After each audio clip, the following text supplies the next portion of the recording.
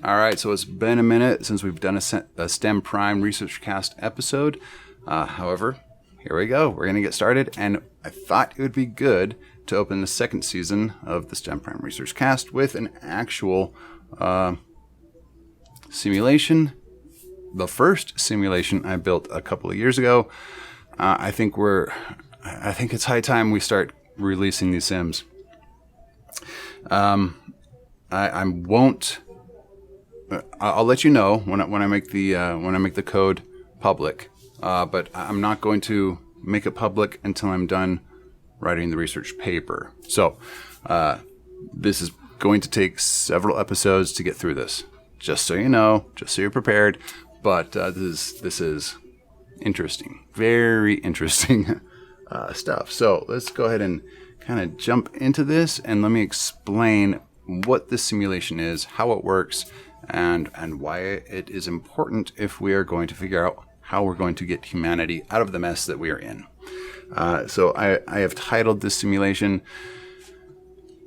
It's under the category STEM Prime Simulations, but and then the name of the simulation is Me versus the World version 2.2, and this is how it works. So the simulation is not very visually fancy, but there are hundreds of graphs that have come out of it, which we will go through each sort of set in a series of different videos to kind of explain what it all means, what all the stuff is, and why this raises some valid concerns about our current economic behaviors. Okay, so Me versus the World is a single agent simulation. That means it is not a full economic simulation. You don't have hundreds of thousands of agents running around doing their own thing. This is focused on an individual, a typical worker, more or less, okay? And how this works is there are a variety of variables that are kept track of, specifically energy, as in like actual energy, right? So in this little simulated world, this is kind of the setting.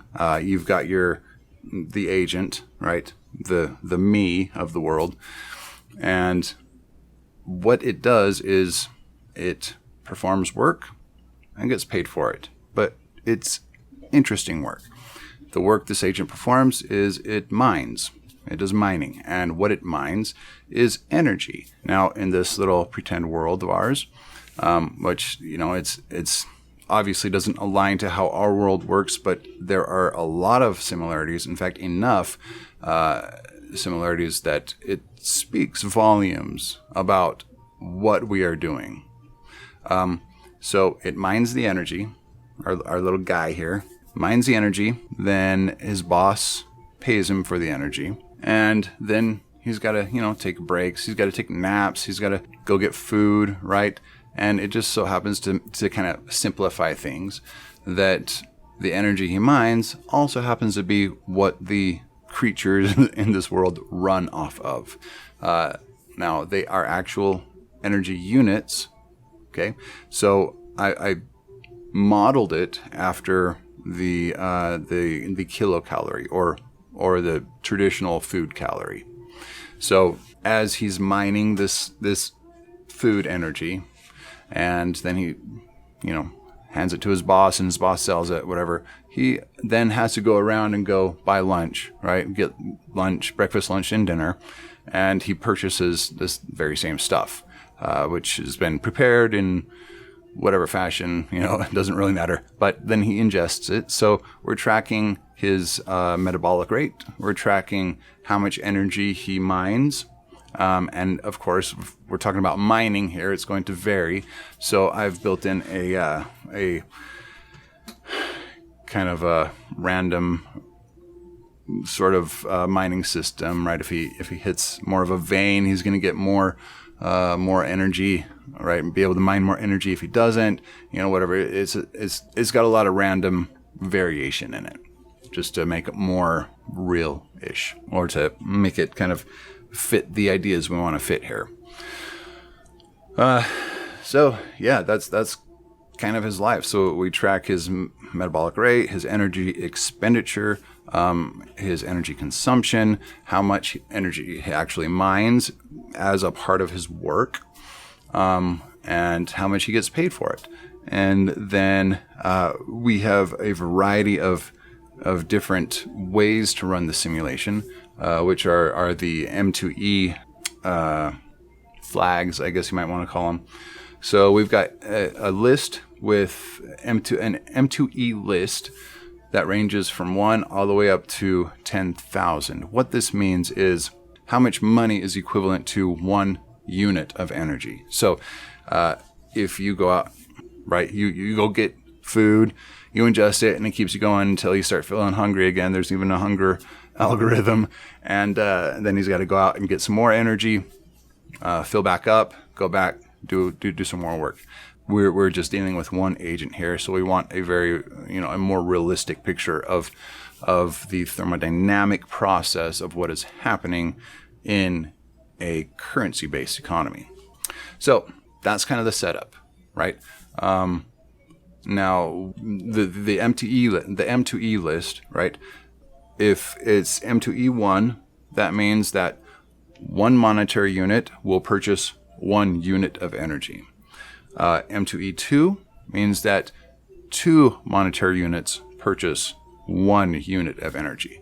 So M2E10 means that 1 unit of energy costs 10 monetary units. M2E50, 1 unit of energy costs 50 units of their currency, 50 monetary units. And it goes, it skips around a little bit as you get higher, because it goes from 1 to 10 consecutively, then it jumps to 15, then 20, 25, 30, 35, 40, 45, 50, 100, 200, 300, 400, 500, 1,000, 10,000. I figure that should give a pretty good idea of what is happening here. Now, it's interesting because I've been able to determine simply by the analytics where our current economy sits. And we'll go over that later. It turns out 6 is a stabilizing. M2E 6 is more stabilizing. Between 9 and 10 is more like where our economy is, which is concerning given the graphs that it has produced. But we're going to go through all of this, in a variety of consecutive videos to talk about what all of these graphs mean, what M2E we're talking about. And sometimes you have to look at a series of graphs from a variety of different M2Es.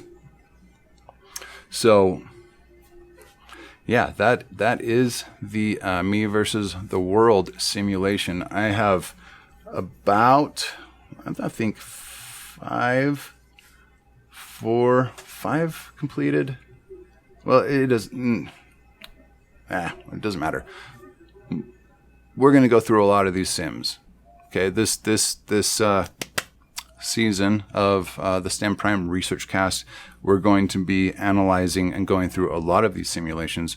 As soon as I'm done writing the actual research paper for each sim, I will make the repository public, so you can go check out the code if you want. But I'm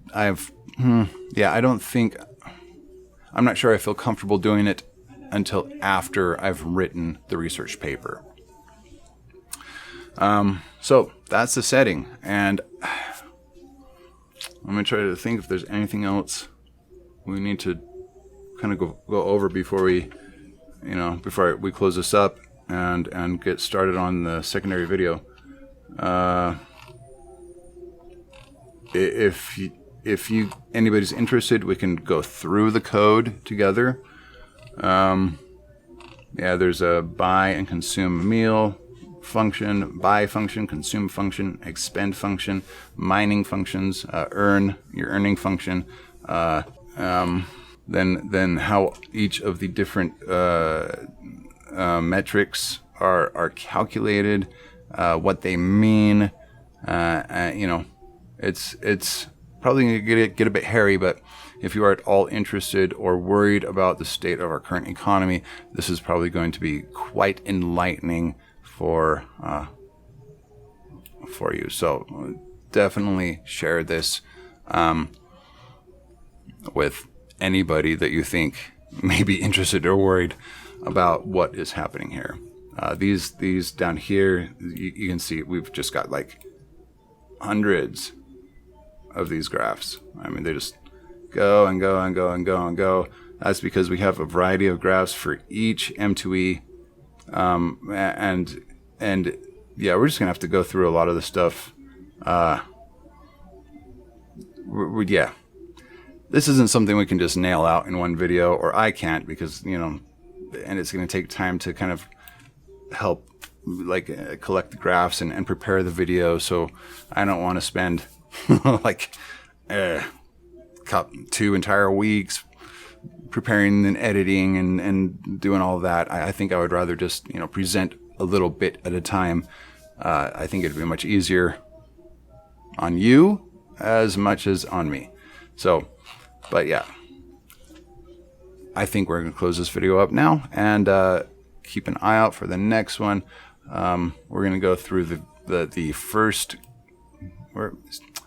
We can do it. No, yeah, we'll do the first series of graphs, and then in the next video, which give it about a week, less, maybe a couple days, because give it about a week. We'll see. But yeah, this is gonna blow your minds wide open, like for real. This is discouraging, to say the least, but it is also freeing in a way, because now you know, now you understand, now you understand the relationship. No, we're not going to do full thermodynamic analyses. Okay, that's would require a much more complicated simulation, which is in future plans, but this will show you the relationship between energy and the economic churnings of our system and money. And it's a doozy. Like, it's a doozy. Prepare yourselves, because you're probably going to feel some pretty deep anger after we go through this. Like, incredibly centered, hot, deep anger. It shocked me. I'll tell you that. It will put an entirely new tint on our modern economy for you, and it's not pretty. It's time to change things, but hence why we are doing the research, because who's going to turn their head if there's not a verified, valid, reproducible research project out there? Otherwise, you can sing all you want, but nobody's going to give a flying F, which is why you actually need to produce hard, solid, scientific research. So, yeah, okay. I've rambled on enough. I will see you guys when we start talking about the first few graphs, and take a Dramamine, have a couple of drinks before you watch it. No, just don't do that, but be prepared. All right. Love you guys. We will change this world. I'm also shooting for an absolutely unattainable goal, but I think if we need to change the world, if we are going to change the world, this goal needs to be met. So I will be making a few videos about this. Keep an eye out for them. You can share them around. But yeah, what do you think about becoming the first YouTube channel ever to reach 1 billion subscribers? I mean,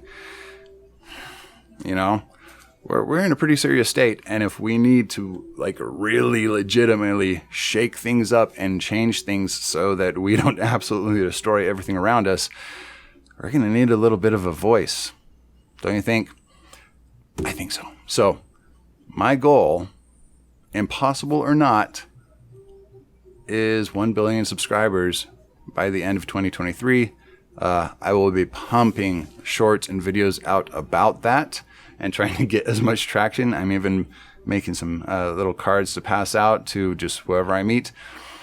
And if you don't mind, I would appreciate it if you did it yourself too. Just, send links around. Get people interested in what is happening here. Have them take a look at Moneyless Society, which is a huge, what all of our efforts are kind of focused around or gravitated around as a group, right? And take a look at Kindness Rebellion podcast. There's Communivate and Magnova, which are both incredibly powerful in their own respects. Communivate helps connect people that are interested in changing the world, and Magnova is more of a resource database with super-powered resource database. It's on another level. Definitely check it out.